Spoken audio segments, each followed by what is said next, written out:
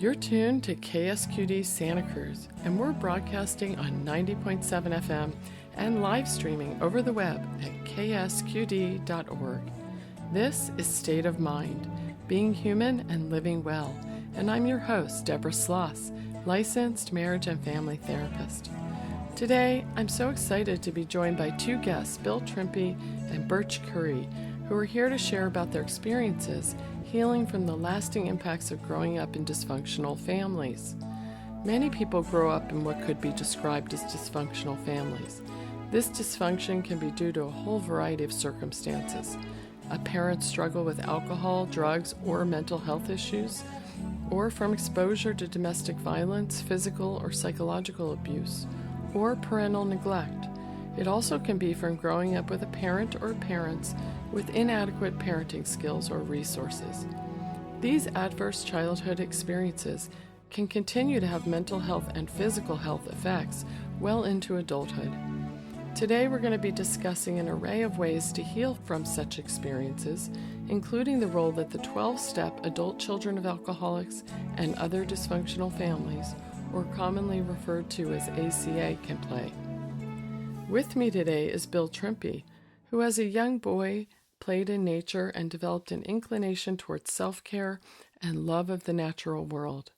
Since the age of 25, Bill's focus has been on self-improvement and enlightenment. Also with me today is Birch Curry, an Adult Children of Alcoholics participant and sponsor. Birch has explored and intimately engaged in a variety of communities throughout his lifetime. Each of these has offered a different structure, approach, principles, and practices for developing emotionally, mentally, and spiritually. Welcome. Thank you. Good to be here. Thank you, Deborah. So nice to have you both with us today. So Bill, can we start with you? Because you contacted me to tell me your story about healing yourself from a difficult childhood over the course of your life. And now, at age 70, you said you feel like you're at a point that you'd like to share some of what has been helpful to you. I grew up first of all, it makes sense to me to say my family was dysfunctional, and I also had a lot of good time with my family, and there's a lot of love there and connection. I really appreciate you say that, because for many people, it's not all one thing. Yeah. So it was definitely a mixed bag. And so I got involved in nature, and I really got into sports and activities, and that was good for me because I had a lot of energy. Now, what wasn't good for me was what I would call neglect. I played all day long. We used to go out into nature with my brother and my sisters and different family friends, but a lot of times I think I just wanted to cool out. I wanted to just to be, rather than constantly doing. And I think that was a function of neglect. I wanted mom, I wanted dad. My parents were divorced when I was 6 or 7. I lost my favorite uncle around that time, who actually I looked at as my dad almost. So not having an adult that could really be with me and love me and care for me, encourage me, hold me, that was no way.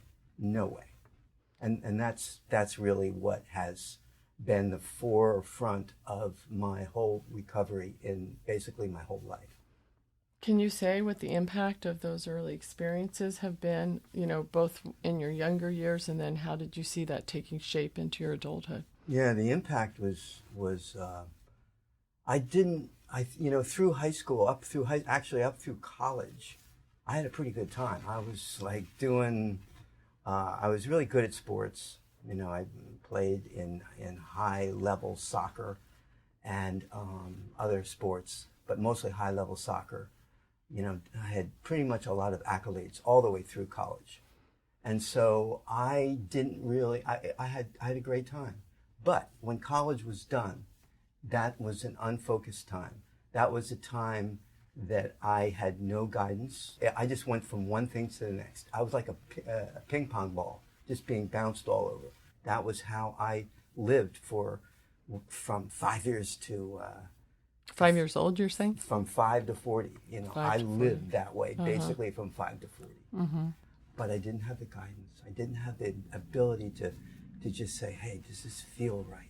And what do you think you gave up by not, or what did you lose by not having that? Yeah, I think I lost a sense of self, of being able to really be present, in touch with my feelings. And were there things you did to try to help anchor yourself? Well, like when I was 28, I did LSD therapy, and that was probably one of the major experiences of my life.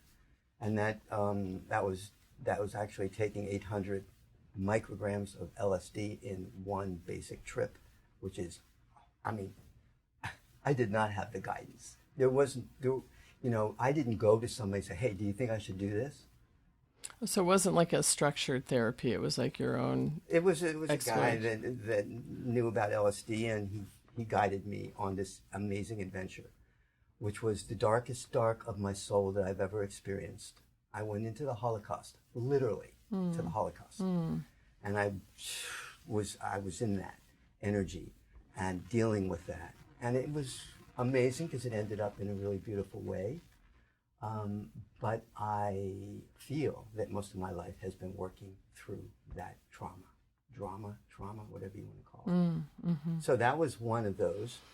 Another time I met a man in New York City. I lived in New York City. I was very unfocused, and basically he almost killed me. He came across as a Buddhist priest, and actually he was an ex-convict that I found out later, and he was extremely mentally ill, and I had to deal with that guy.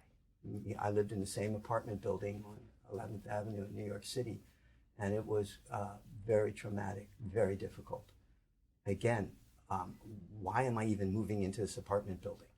I mean, who could talk to me about it? I had no guide. Nobody just. I didn't create a guide. I didn't call somebody to say, hey, do you think I should do this? I didn't do that. So those are some of the consequences of that. Did you find things that actually did help you along your way? Yeah. My Sufi, my work with the Sufi master was amazing. I went out to Torreon, New Mexico every summer for 2 months and meditated and did yoga and movement, drumming. Today I do drumming with kids all the time, you know, and singing and dancing. All of that had to do with the Sufi connection that I got involved with pretty early on. You know, when we were first talking about you coming on the show, you had told me that you had more recently in your life become part of the adult children of alcoholics and other dysfunctional families, also called ACA, and we'll probably refer to it as ACA from here forward. But you told me that was something you had come into more recently and that it had had a big impact on your life. So how did you find your way there, and what did you find when you actually got there? Yeah, well, how I found my way there, I wanted to go to the Narayan Native American Indian dance, which happens actually in all throughout this country, but out at Hollister in Indian Canyon. And so I called to do that, and the only way I could do that was to have a gatekeeper, and my gatekeeper was Birch. And so Birch was involved in ACA, and it was just natural for him to share about it with me, and those were seeds that were being planted, and that grew to me saying, you know, I think it's time to try this ACA thing out. Birch loves it and has been doing great with it. Why not? I'll try it. So it had a lot to do with Mr. Curry. Well, that's a great introduction, because I actually want to turn to Birch. You're here as a member of ACA, a participant, a sponsor, and someone who takes some leadership in the organization. So can you describe how you yourself became involved in it and what roles you've played within that organization? Yeah, Deborah, thanks. So I got to back up about probably 7 years. There were probably 3 or 4 significant spiritually centric communities I was involved in, and in all cases in a position of responsibility. And at one point, I just got a really, really strong message, inward message, that it's time to let these all go. Because my sense was they've become, in a way, routine. This is what I do. You know, when it's time for the Naraya dance, I go. And so the message was, let them go, and if they're still alive, if they're still meant to be in my life, I'll see that. So it was a long drought of about 2 years, just waiting and waiting, and certainly not assuming, but knowing that there would be something new also sprouting up. I don't remember who, I don't remember where, I wasn't really looking. I was just waiting and watching, you know, and showed up at my first meeting, knowing no one, right? And that's how it happened. This is State of Mind, 90.7 FM, KSQD. I'm Deborah Sloss, and I'm talking with ACA participants and sponsors Bill Trimpe and Birch Curry about their own healing from growing up in dysfunctional families. Back to our interview. What roles have you taken within the organization, and what do those mean? You know, I think what's important in general about ACA and what's unique about it, people don't go to the meetings to stay sober, unlike all the other programs. And so what that means is, and it's hard work. It's really hard work. It's grueling work. I mean, it's really grueling. So the attrition is great. And before I had even finished the 4th step, I was being asked to be a sponsor. But since that time, I've had 5 sponsees over time. I'm still actively working with 4 of them.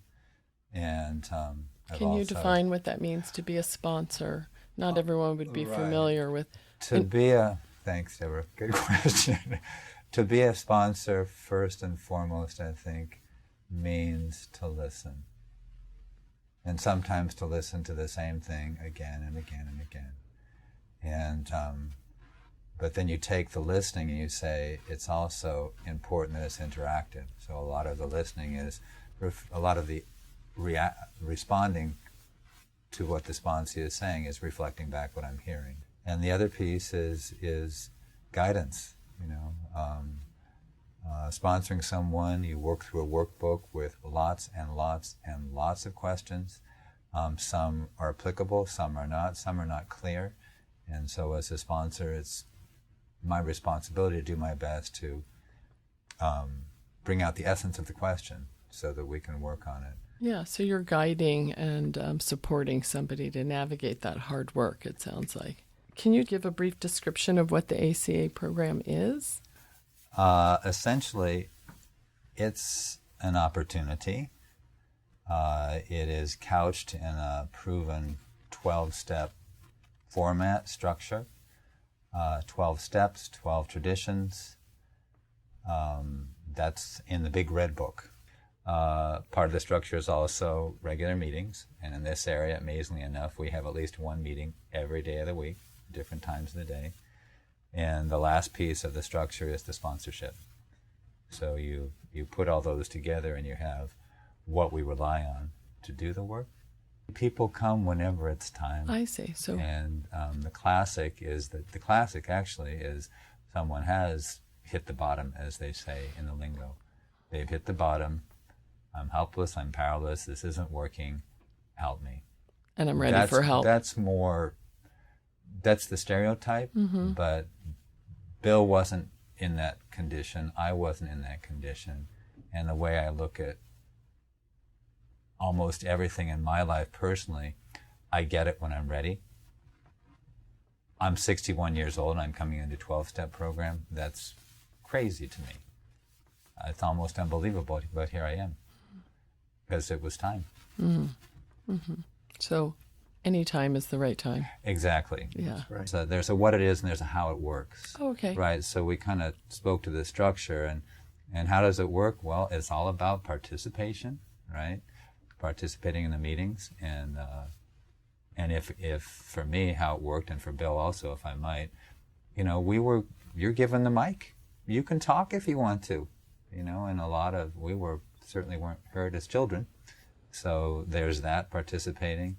And then the important thing that brought Bill and I together, to me it's almost the most important because it's a personal relationship, is working through the steps with a sponsor. And ultimately it's called practicing the principles. Now that we've kind of worked through these steps and seen that there's humility and there's self-love and honesty and all these things now. And now that we've seen why we didn't really get those principles as children, it's kind of the springboard into life. You know, I'm noticing that I'm thinking people that might not be familiar with any 12-step program might wonder, what's a step? Well, I think that each step, if we look at all the steps, is creating a space for each one of us, for me for sure, to become more and more self-aware. This seems like a good time to read why I was sort of almost tricked into doing this whole program. Okay. So this is called the laundry list. And this is read at every meeting. So here it is. Number 1, we became isolated and afraid of people and authority figures. 2, we became approval seekers and lost our identity in the process. 3, we are frightened by angry people and any personal criticism. 4, we either become alcoholics, marry them, or both, or find another compulsive personality, such as a workaholic, to fulfill our sick abandonment needs. 5, we live life from the viewpoint of victims, and we are attracted by that weakness in our love and friendship relationships. We have an overdeveloped sense of responsibility, and it is easier for us to be concerned with others rather than ourselves. This enables us not to look too closely at our own faults. 7, we get guilt feelings when we stand up for ourselves instead of giving in to others. 8, we became addicted to excitement. 9, we confuse love and pity and tend to love people we can pity and rescue. 10, we have stuffed our feelings from our traumatic childhoods and have lost the ability to feel or express our feelings because it hurts so much. Denial. 11, we judge ourselves harshly and have a very low sense of self-esteem. 12, we are dependent personalities who are terrified of abandonment and will do anything to hold on to a relationship in order not to experience painful abandonment feelings, which we received from living with sick people who were never there emotionally for us. 13, alcoholism is a family disease, and we became para-alcoholics and took on the characteristics of that disease, even though we did not pick up the drink. And 14, para-alcoholics are reactors rather than actors. So we hear this at every meeting, we're given a pamphlet, this is in there, and at the bottom of this, in the pamphlet, it says, if you respond affirmatively to 4 or more, this is probably a great place for you. So, yeah, I think I checked 7. And Bill, you checked... At least that. But not all 14. Not in the beginning. Not all 14. Yeah. So, And is that probably true for most people? They might just see themselves in a few of those things? Yeah, I think there's a significant number that check yes for all of them. So. Yeah, that was really a powerful thing to hear. I can imagine why it would have had that impact on you. Mm-hmm. Yeah. When you listen to that, Bill, is there anything that stands out about what drew you into the program when you first heard that? Yeah, I think it was just hearing those and then just really looking at them and realizing that, hey, yeah, you know, it triggered me just to look at that. It triggered me into feelings of kind of not enough, and that's what I've dealt with most of my life, is feeling kind of that I'm a failure and not good enough kind of thing. And then once you started participating, what have you found most helpful to you about the program? I would say the most helpful is connecting with other people in the organization. We call each of us fellow travelers. So whenever I want, I can call Birch. He's a fellow traveler. He was my sponsor. And there's many other people that I can call and connect with. And that is very rich territory for me because I have somebody else to talk to.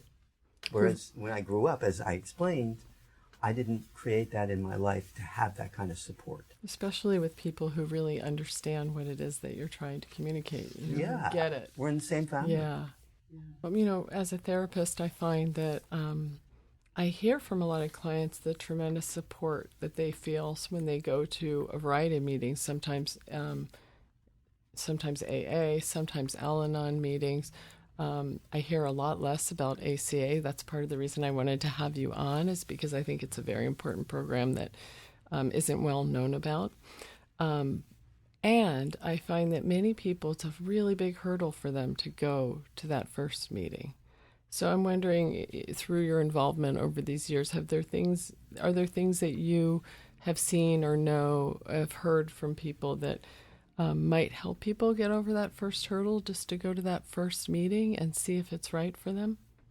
Well, you know, the word support comes to me when I go, even, you know, sometimes I don't really feel like going to this meeting, but whenever I get there, it's just the nature of the meeting is it produces safety. It's just safe. It's safe to read these different things that you know you're going to hear every time. And they're significant what they're saying. So I mean, just like when Birch read the laundry list, I relaxed into a kind of a different state of more relaxation and felt safe. And the nature of these meetings are that way. It just, to me, I just feel safe.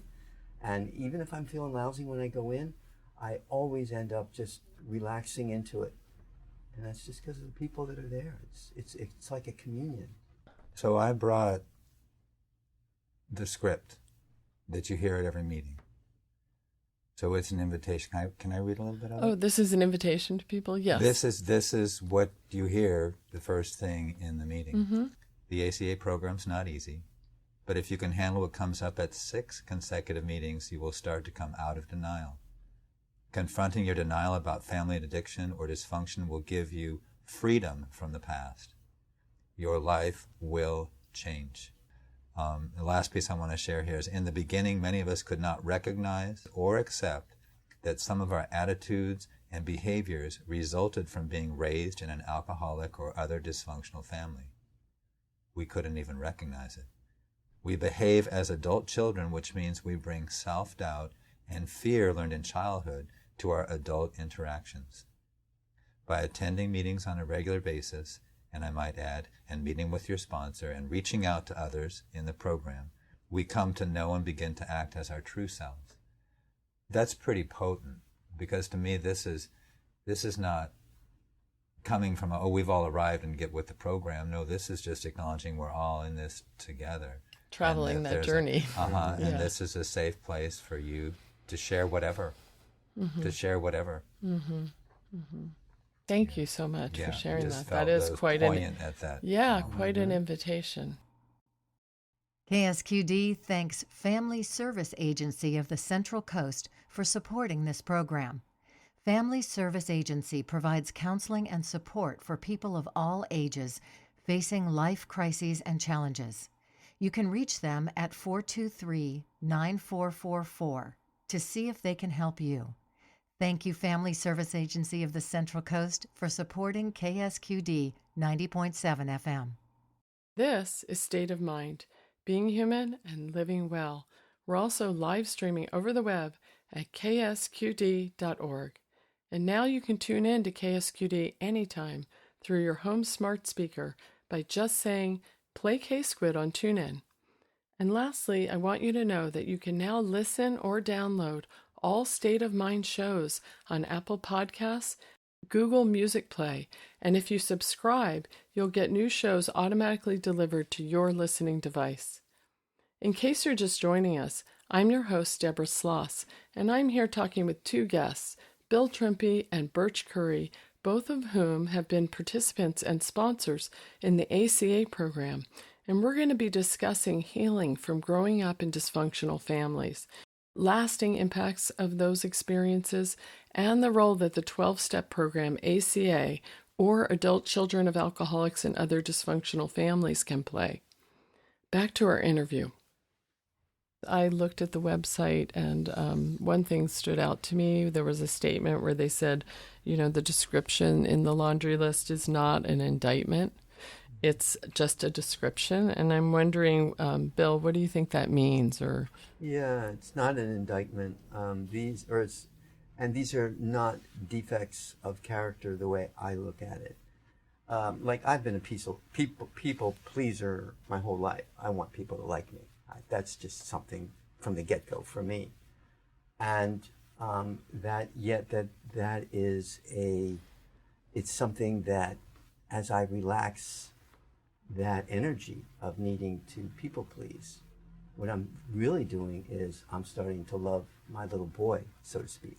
I'm starting to love myself having people-pleasing feelings. I'm starting to feel that. I'm starting to accept myself. One aspect of the solution is to become the literature says to become your own loving parent. And I'm wondering, what you would say this means, and is this something that you personally have worked on?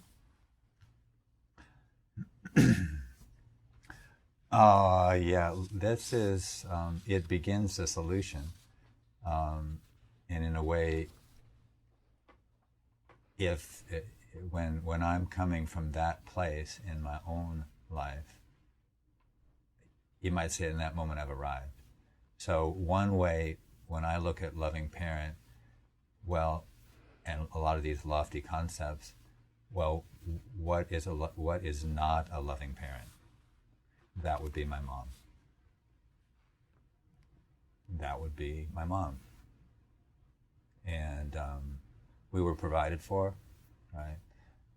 Decent home, always food, clothes, not high-end, lower middle class.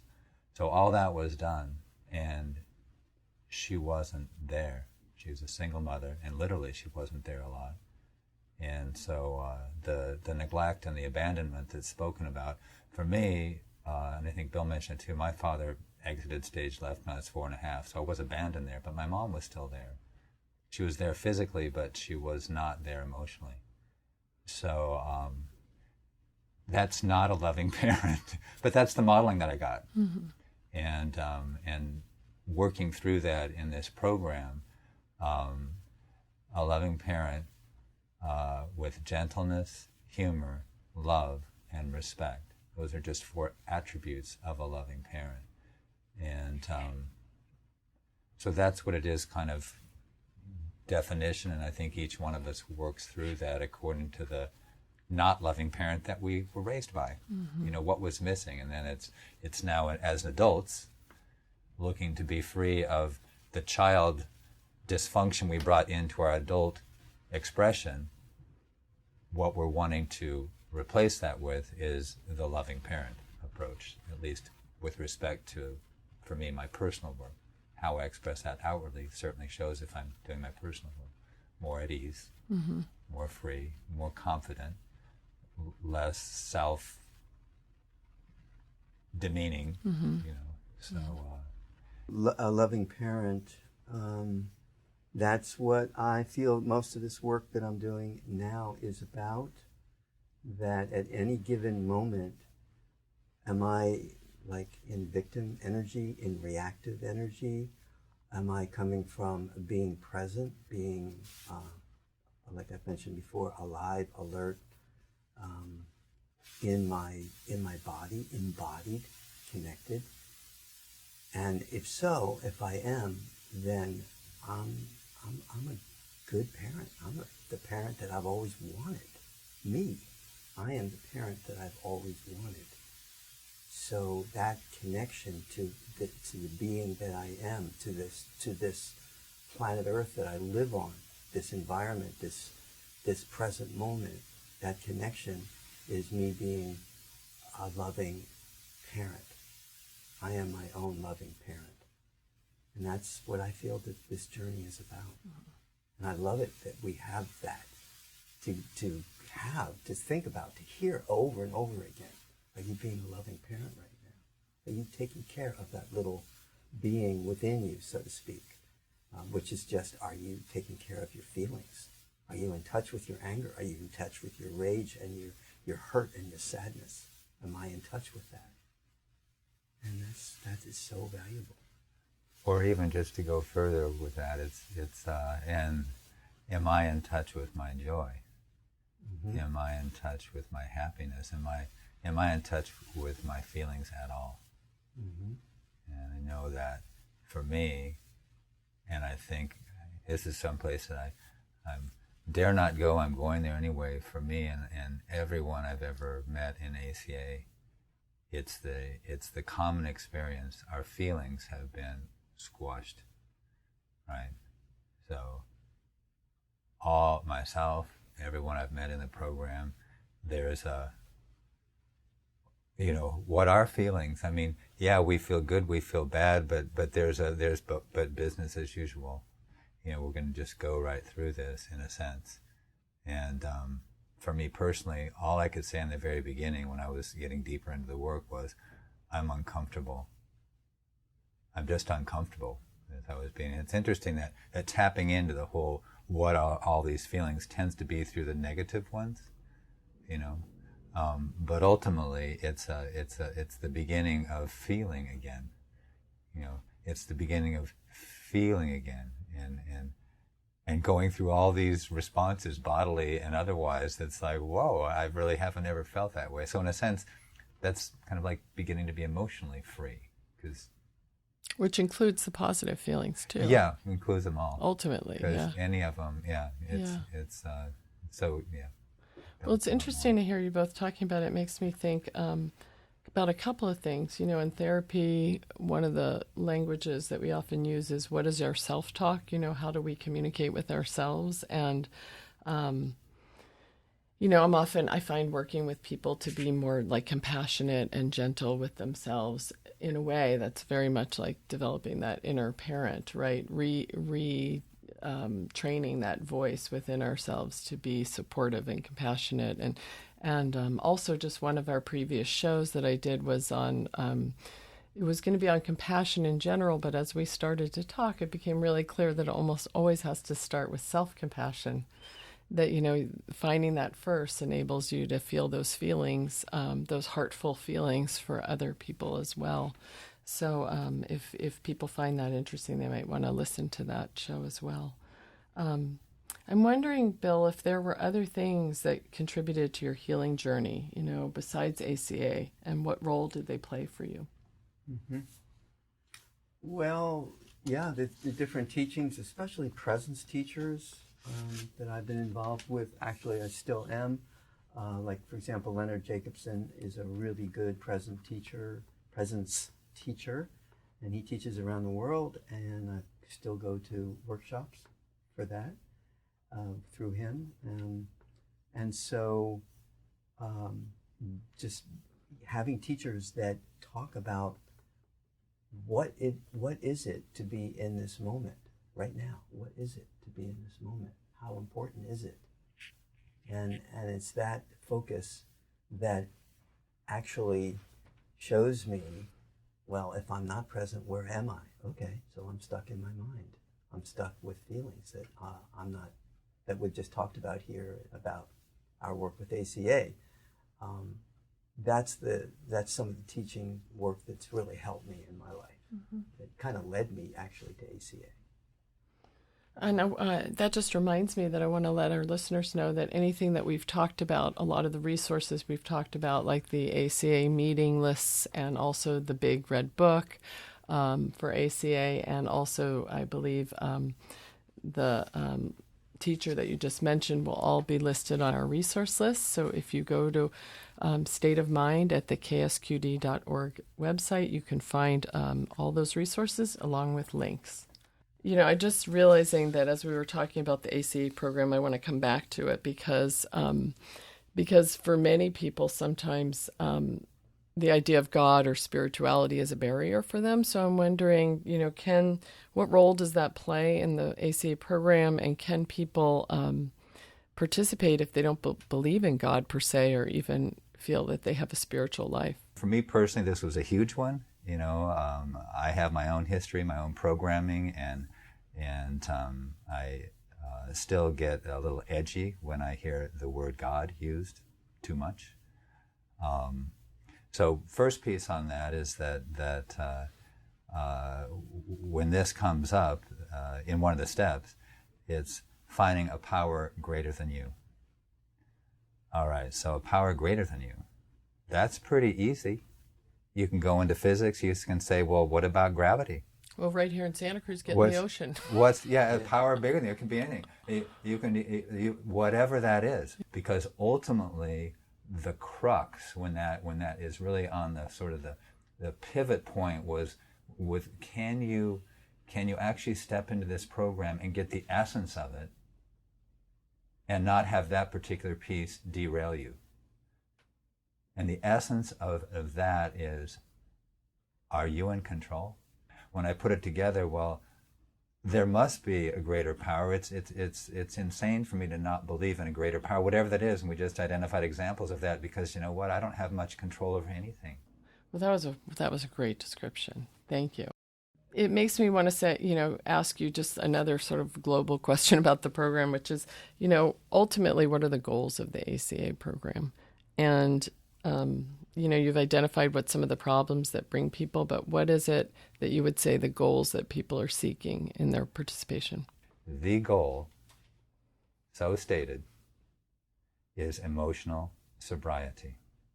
So it begins with the acknowledgement, the truth that I have emotions. It goes into what are the emotions, and ultimately it is experiencing those emotions. And when I look at what it's not, well, it's not being reactive. It's not giving way to your rage. It's not a lot of things. And what's left is serenity. So being accepting and at peace with my own emotions, right, is emotional sobriety, which does not include wallowing in them or inviting others into my drama. And some people look at, the counter of emotional sobriety is the addiction to excitement or the addiction to drama. It's all about you. Focus on yourself. It's your work. It's your work. It's your work. You want to get emotionally sober? That's your work. You can ask for help. You've got it. Other people know what it's like getting rocked by their emotions, but it's all you. You get to define. You get to define God. You get to define emotionally sober. It's all your translation. The essence of the program is support. Other people that will listen and let you speak. I mean, so you have all the support to do your work, and the other people are doing their work. So, it works that way. It makes me think that it's a state. It's a state of being, is what you're talking about in a way. And I think about in dialectical behavior therapy, one of the models that I often use, they use a term to describe that state called the wise mind state, and it is this integration of your rational mind and your emotions, where they're free to integrate, and so that you're not denying those emotions, but they're expressing themselves in wise ways. So it sounds very similar to that in a way. It's like having your parent and your child relating together. That's a nice way of saying it.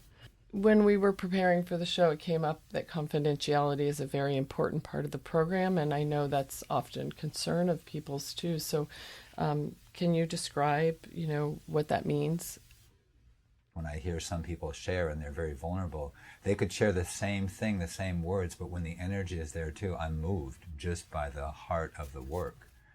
And if there is and which means it's a safe container. So confidentiality and safety go together. As soon as we begin to say, well, maybe I could share this about so-and-so or da-da-da, there's a fine line there when some people may feel uncomfortable with who knows what. And in that we don't know, we do our best, as we say every week, we do our best to focus on ourselves, focus on our own experience. I only can speak with full confidence about my experience and my feelings. There's no argument at all. There's no debate. It's my right. It's part of why we're here speaking mainly about our experiences, because we get to do this. This is what it is. But you wouldn't say that you saw someone at a meeting or the content that someone else was to share at a meeting or something like that. No. Or even, even where I was in the beginning when we talked about this, or even presenting, in a sense, in an anecdotal way, somebody else's experience. Because that person would know I'm talking about them.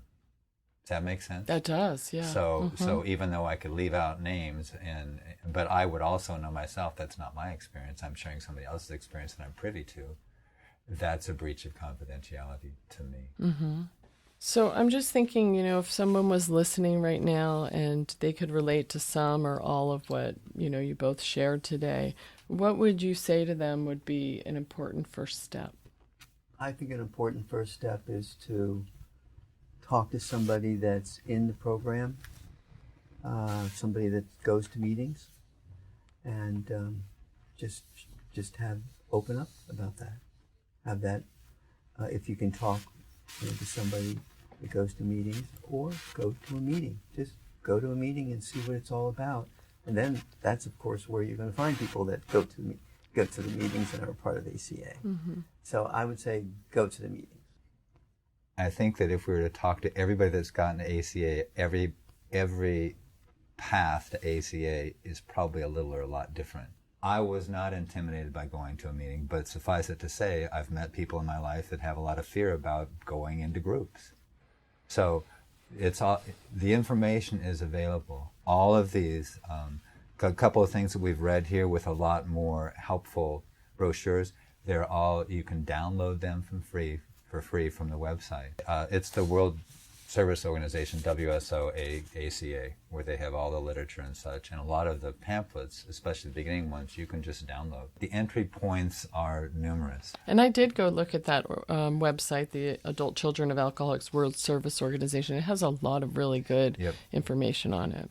You're tuned to listener-supported 90.7 FM, KSQD, K-Squid, Community Radio for the Monterey Bay. And this is State of Mind, Being Human and Living Well. We're also live streaming over the web at ksqd.org.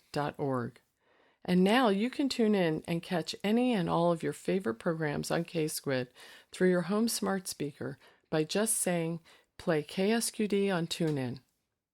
If you're just tuning in, I'm your host, Deborah Sloss, and I'm here talking with two guests, Bill Trimpe and Birch Curry, both of whom have been participants and sponsors in the ACA program. We're discussing their healing journeys from growing up in dysfunctional families, the lasting impacts of those experiences, and the role that the 12-step ACA program, or also known as Adult Children of Alcoholics and Other Dysfunctional Families, plays for them. Back to our interview. Outside of going to meetings, are there things that you do, either of you, that help maintain, the work that you've done and what you've learned there? Well, the inner child work is really good for me. So I actually, which is not really outside of meetings, I just wanted to mention it. It's more have to do with ACA, but I've also been doing inner child work since 1993 in many different capacities. But not until I got into ACA to where I started to really go deeper do I really understand what having an inner child is about. And that is a new thing. And it's right now it's opening up. And so I'm kind of being with fellow travelers now with this inner child idea, and we're communing in a level that I have never done with anybody else before. And it is kind of expanding into what I would call a spiritual kind of awakening or experience that I'm having. Well, that's a practice that you do that helps support this work, it sounds like. Uh-huh. There you go. And that leads me into meditation. And then, of course, I do yoga and dance. So the first thing that comes up for me is 3 or 4 days a week, I meet for 2 hours with my sponsees. And all but one of them has finished the 12 steps, but the relationship is there. And so this is a way, we're bringing the work that we're doing now to the table. If I didn't have those connections in my life, it would be much less meaningful. And the other piece that we've done is we've started a meditation, an ACA meditation group. It's not an open to everyone, but it's in the steps a lot how important meditation is, and Bill comes to that regularly. And it's easy to meditate when there's other folks there. And then, I mean, it becomes a community. So-and-so has a birthday, so we just spontaneously, it's the support and it's the commonality that it's just being with other people that are doing their work. So we do get together plenty outside the meetings in various ways. Well, that makes sense to me because, you're talking about with vulnerability, you also grow intimacy. And so, those relationships I would expect would expand once you've shared in those kinds of ways. And there's one other piece. So if this program really works, then it seems to me that it's going to work outside the program too. So there's a time when it's time, for me to step out of the meetings and try this out in real life, which has all sorts of ramifications. But one of the things about one of the meetings, which I will share now because it's in the literature, it's in the website, by circumstance, we have Monday night off. We don't have a place to meet. So we have a fellowship meeting. And there is without all the structure of the meeting.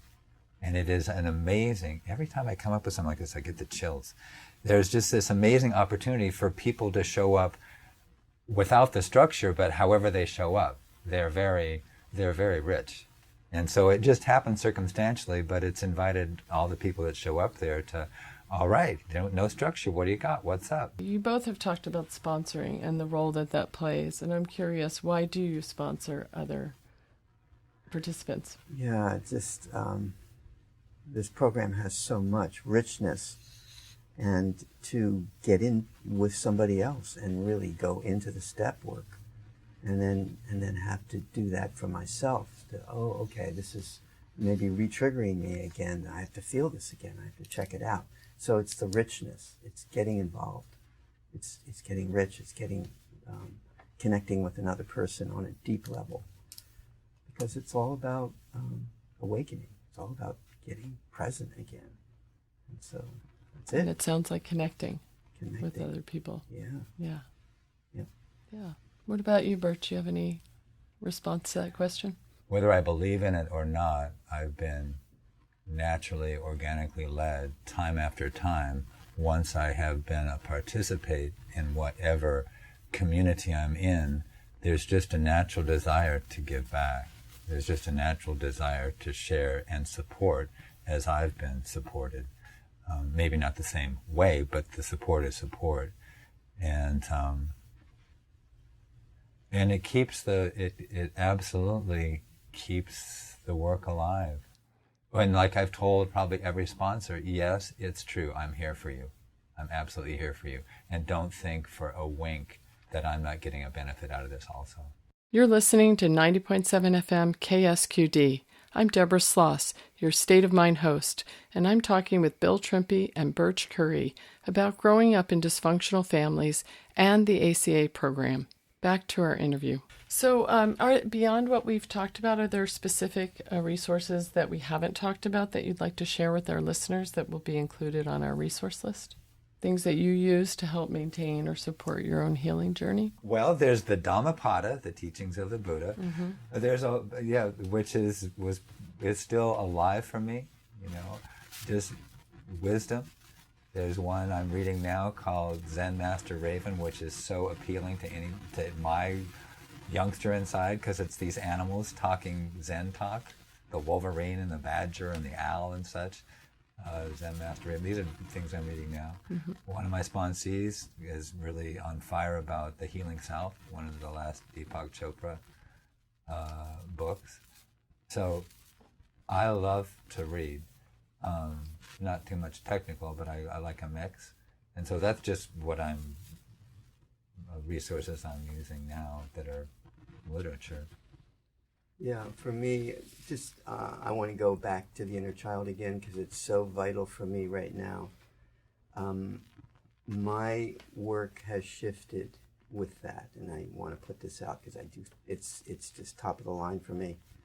So most of my work with inner child has been connecting with my inner child. In other words, what am I feeling? So there's like a dialogue, there's self-talk as you talked about. It's self-talk and that compassion with myself. But it's shifting now so that I actually talk to other people. and I ask them, or they ask me, can we call our little children here? There is something extremely magical about a child. We all know that. They are naturally innocent. And when we call that to each other, we go to that natural innocence. And, it's not perfect, but as I grow, I become more able to access innocence. Beautiful. Well, that's really moving. Something that has been great for me is there's in Santa Cruz there's what's called ecstatic dance, and Sunday morning there's called dance church. And why is that a resource? Because it's not the same venue as ACA, but I guess the resources for me that I'm not going to try to think too hard what they are, but here's a couple of them. Any space that I can physically be in that feels safe to me emotionally is a resource, right? And so I know for myself, my biggest resource is nature. It's the wild, it's the wilderness. My biggest resource is the Arroyo Seco River. My biggest resource is Grandmother Oak. That's where I'm always safe. Mm-hmm. So doesn't require to know how to read. It's free. Yeah. I don't get judged by anybody, nor do I get judged by my projected judgments. So that's always been the biggest resource for me, where I seek safe haven. So we are going to have to wrap up, but I'm wondering, as we come to the end here, is there any closing comments or points that you want to be sure to leave our listeners with?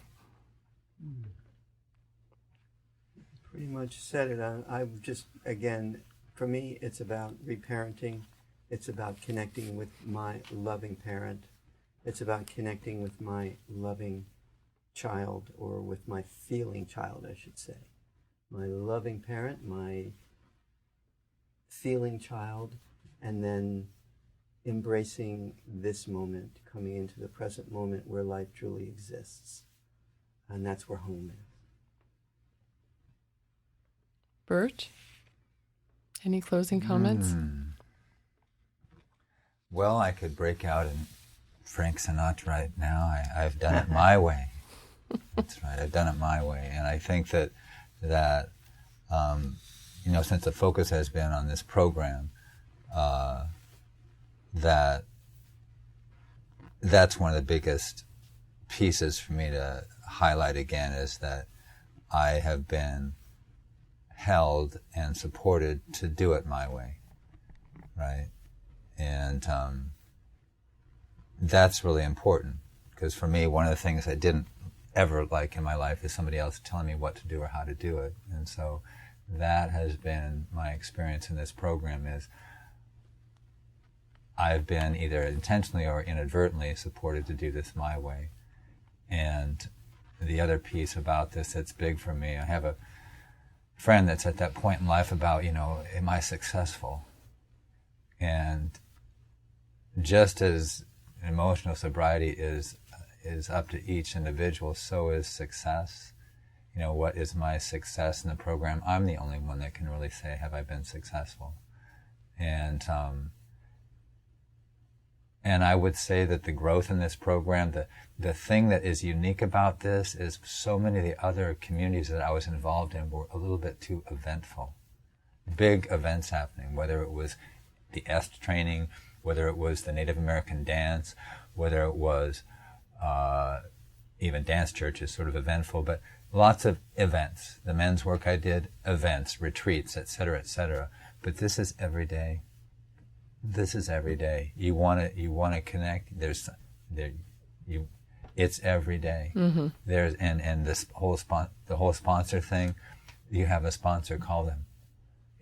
So it's by far the most practical and the most to me even surprising. I mean, I've done massive amounts of work in this life, but damn, those emotions, how did I miss that? Mm-hmm. I mean, I've been working on my anger management for a long time, which I feel really good about, but there's other emotions too. The one that resonated was, we go from being reactors to actors, and for me it's reactor to responder, and I've been working on that a long time. That's not a big one, but the other ones, the sadness, the grief, the joy. I mean, so that is the takeaway. The support to do that, the whole array of fellow travelers, some you resonate with, others you don't, but there's those out there that are looking at the same thing, probably. And so it's very practical. And it has gotten me to a point, I think, which is critical, that ask for help. I do it all the time now. I grew up, when I was 5 years old, I was independent. I could do everything. I could do it all. I don't need anybody's help. I am independent. But the emotional stuntedness of that is phenomenal. And now, I used to journal a lot, and I still do sometimes on particular things, but I've got Bill, and I've got all these other fellow travelers, and so when I have something up that I'm wanting to be present with, I can call right now, if I need to. Yeah. And so that daily support is really that's important. That's why it works. I think that that's the best I can say for closing remarks. Just thank you again to my guests, Bill Trimpe and Birch Curry, and thanks to you for joining us here on State of Mind, Being Human and Living Well. I'm your host, Deborah Sloss. To hear more conversations about mental health and wellness here on the Central Coast, join me on the first Sunday of every month from 6 to 7 p.m. right here at K-Squid, 90.7 FM. We are so excited to let you know that you can now get all State of Mind shows on Apple Podcasts and Google Play Music, and if you subscribe there, new shows will automatically be delivered to your listening device upon release. In all of our State of Mind shows, we seek to educate by featuring personal stories of mental health recovery and wellness, and the sharing of resources. So if you have a topic idea, or you have a story to share, email me at debra.stateofmind@ksqd.org. I want to say a special thanks to my amazing co-producer Lauren Fine for lending her technical expertise and her general wizardry to help bring this show to you. Also thanks to acoustic guitarist Adrian Legg for composing, performing, and donating the use of our theme music. This is listener-supported community radio, so if you like what you're hearing, please help us keep it going and go to the donate button on our website, ksqd.org. We also have a pledge drive coming up later in October, so listen for that and please consider becoming a member. Donations of any size really do help. Become a supporting member, or if you have a business, consider underwriting a program and go to the Support Navigation tab at ksqd.org. You can also find all the podcast episodes of this show by typing State of Mind in the search bar. This is KSQD Santa Cruz. Just remember 90.7 FM, K-Squid, your ink spot on the dial. Stay with us.